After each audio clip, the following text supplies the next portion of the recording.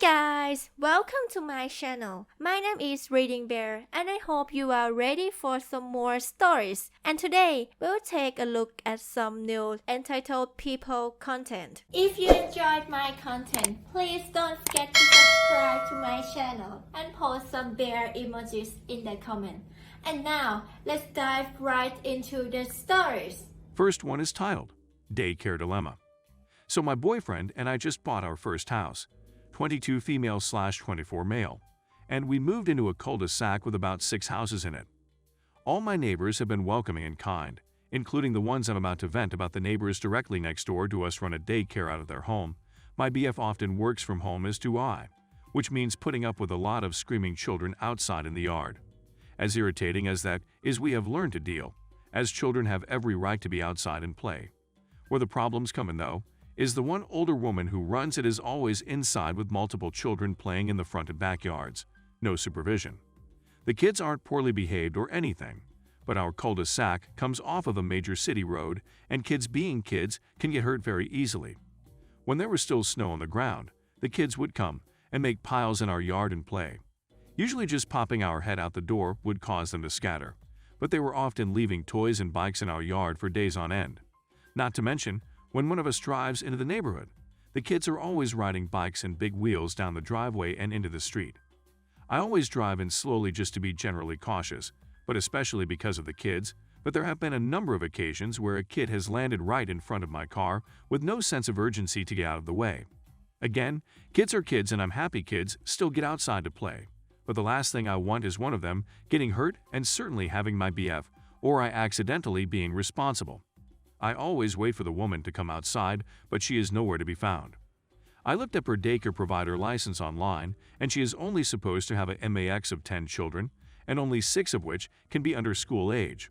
Today I counted 24 children ranging from infant to what looked like 15, and at least 8 of them were toddlers in diapers, and even infants in little bouncy seats, all outside with the woman being inside.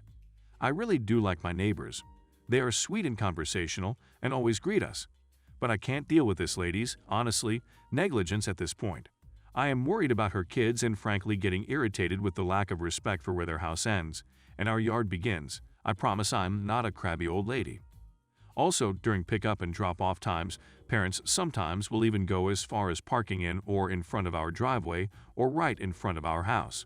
It's starting to feel really disrespectful, and I'm tired of feeling like I'm being taken advantage of because I'm choosing to be quiet and kind about it. Next one is titled, Horny Client Wants Me to Fire My Receptionist. Maybe this story isn't so entitled, but I thought it was rather amusing. Long ago, I hired a receptionist for an accounting practice that I used to be a partner in. Mary was everything you'd want in a receptionist. She was nice to everyone, very funny, efficient, and had lots of common sense. I would even say she was one of the smartest individuals I ever hired, and she didn't have a college degree. She even taught herself many accounting concepts that university grads would struggle with. Now, despite her many great qualities, Mary would get less respect due in large part to her being very attractive. Because she was so capable, all clients loved her. Many male clients became admirers, but she was already engaged and never encouraged anyone. One newer client, however, showed his lecherous side the previous year by leering and making some comments that bordered on the disrespectful. Normally, bad clients are let go by our firm fairly quickly, but he was just acting immature, so I let him pass for the time being. The following tax season, Horny Client made an appointment to come in with his wife. Now, this conversation is to the best of my recollection, but was actually cleaned up a bit for this story. When I met them in my office, I could tell the wife was incensed. "You should fire that receptionist," she said. "I can tell why you hired her, and you can't have a slutty girl like that in your office." Now, Mary was nicely dressed that day and wasn't wearing anything that any other female office worker might wear. Skirt just above the knee, V-neck sweater, and say 3 heels. The killer part was the horny male client. You have to remember this guy was the epitome of a Chad. In a very indignant way, and with a very red face, Horny Client says, "Yeah. She's wearing such a low-cut sweater that I can see her boobs and their shape, and her skirt is so short I can see right up her skirt. It's shameful. WTF?" His stuttering and sweating were so bad it was painful to watch. Obviously, he got caught and was gaslighting. I told him that Mary was extremely capable, that she'd been working with us for several years, and that they didn't have to worry. Not good enough for them. Horny Client, aka Chad, then says that I should fire her or else they'd see another accountant with higher morals. Wife is nodding strongly in agreement with pinched lips. I politely disagreed and showed them the door, with wife walking fast followed by Chad slumped over. When I told Mary what happened, she was so embarrassed she had me critique her outfits in the morning for the next 2 weeks. Never heard from the horny now ex-client again, but I can only imagine the good slap on the back of the head he got when he got in the car. Next one is titled, Karen Tried to Steal My Pool Cue. I have never really had a Karen encounter till this happened last summer. And now that I have an account here, I may as well post it. While I'm not really all that good at playing pool, I've got a friend who for the sake of this post I'll call Bobby, who I play pool with every couple of weeks on a Saturday when we can afford to go out. I've got my own cue with a carrying case that I bought at a garage sale for about $1.10. I do not know the brand as there are no markings on the cue or case. The previous owner told me it was barely used, but I got it retipped anyway and it works great. It's graphite so far as I can tell. Much better than the old worn-out cue sticks any bar has laying around. My friend and I went to the bar, and while we were there met with a couple of women by chance, the nice one of which we recognized from high school. I'll call her Lisa. The other we didn't know will be Karen, Lisa's older sister as it turns out. Lisa and Karen were having a conversation at a nearby booth when Bobby recognized Lisa. We got to chatting with them, and then some other people snaked the table Lisa and Karen were planning on playing at. So Bobby offered for us to play doubles for a while at the table he and I had set up at. Lisa thought it was a great idea. Karen was quiet at first, but she was all over me from the time the game started. She kept tugging at my sleeve and hinting that she could use another drink, and then giving me a look like I should offer to buy her one. But I never did. Karen was put on my team because Bobby wanted to flirt with Lisa. No prob there. I'm not really interested in dating at the moment. Karen made a few bad shots and blamed it on her cue. I handed her mine and said she could use it so long as she was careful. She didn't even thank me before using it to make a shot, which did improve her game. But the problem is every time she made a good shot with it, she'd laugh and pound the base of my cue really hard repeatedly on the floor with a loud thump. Thump, thump. I told her not to do that because it was my personal cue, and I didn't want it damaged. She just told me to lighten up, and then said I should be a man and buy her a drink. Lisa just looked really embarrassed by her sister and then told her off. Karen rolled her eyes and said she'd stop since I was going to be such a little dweeb about it. But she didn't. On her next turn, she did exactly the same thing.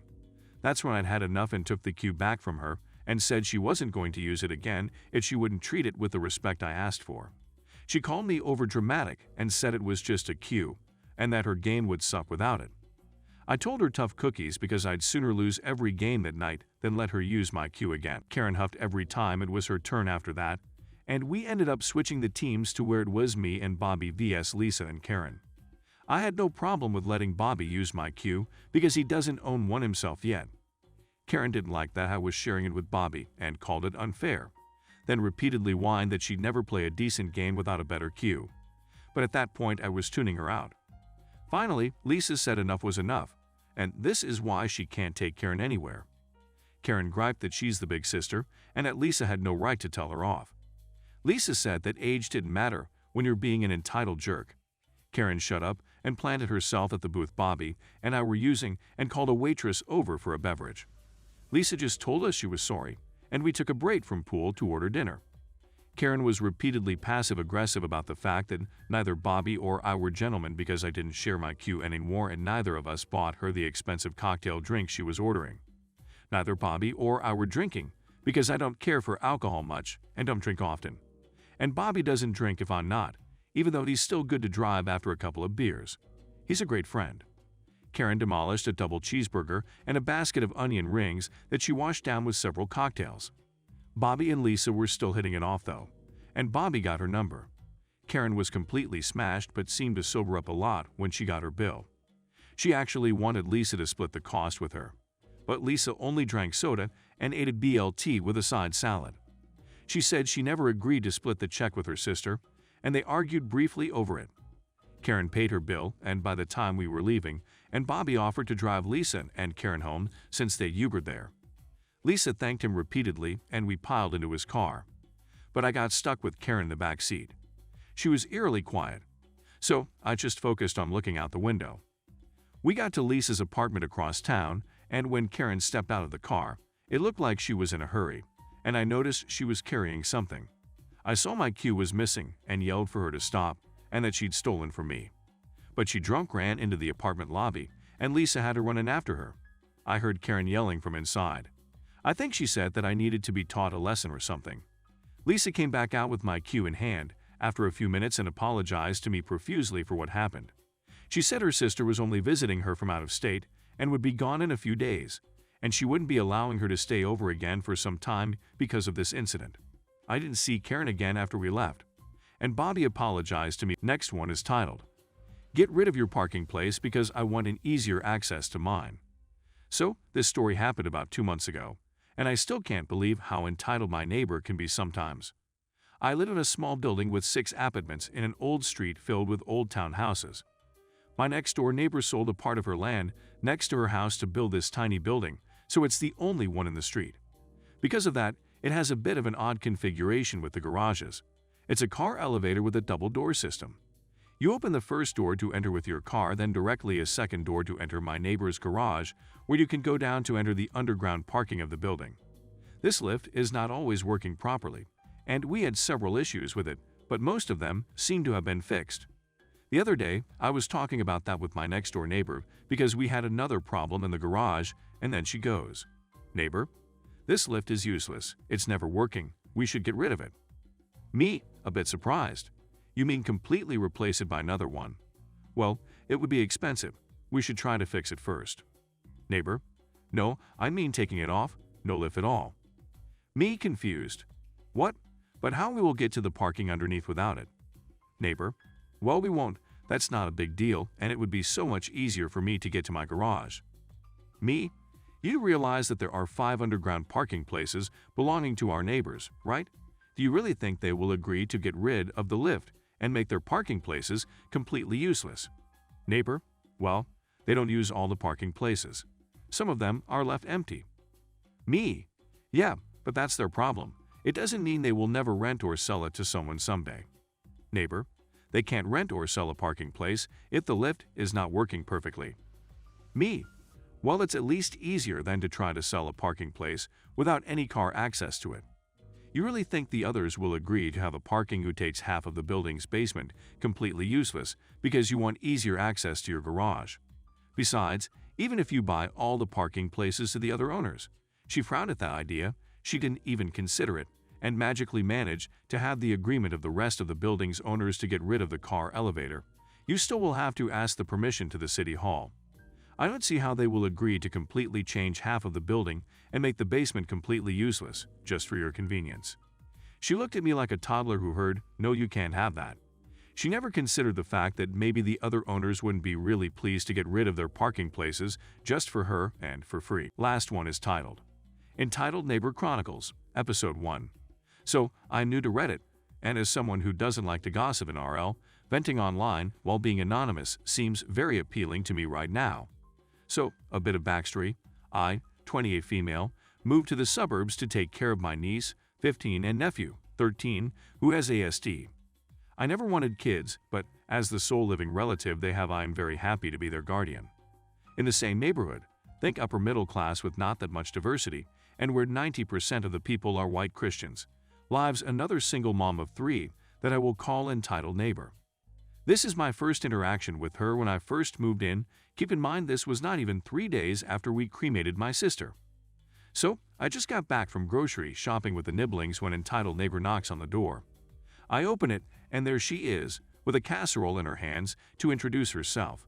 I invite her in, and she goes straight to the kitchen, even though I was trying to steer her to the living room. Then in order she does the following. Says sorry for our loss. Asks why we didn't hold a funeral and a wake. We didn't because we are the only surviving family, and the kids were overwhelmed. We had a private goodbye, then had my sister cremated and her ashes spread somewhere special to her. Starts lecturing me on the groceries I bought. Asks about me joining the church, then starts lecturing me when she finds out I am an atheist. Tries to convince me to at least let her save the kids' souls by sending them to church with her. Circles back to the groceries. starts telling me that autism is a disease and that we should turn back to God and pray for my nephew to be cured. By then I was too tired. Thankfully, I sent the kids to their rooms the minute she barged into the kitchen, so they didn't hear any of that nonsense. I asked her to leave, being very polite because I didn't want to sour any relationships with the new neighbors. And that's when she decides to ask me, or tell me, to watch her kids the next day because she has a very important errand to run. I shut the door in her face after telling her that I wouldn't be home. And believe it or not, things only went downhill from there. Thanks for listening.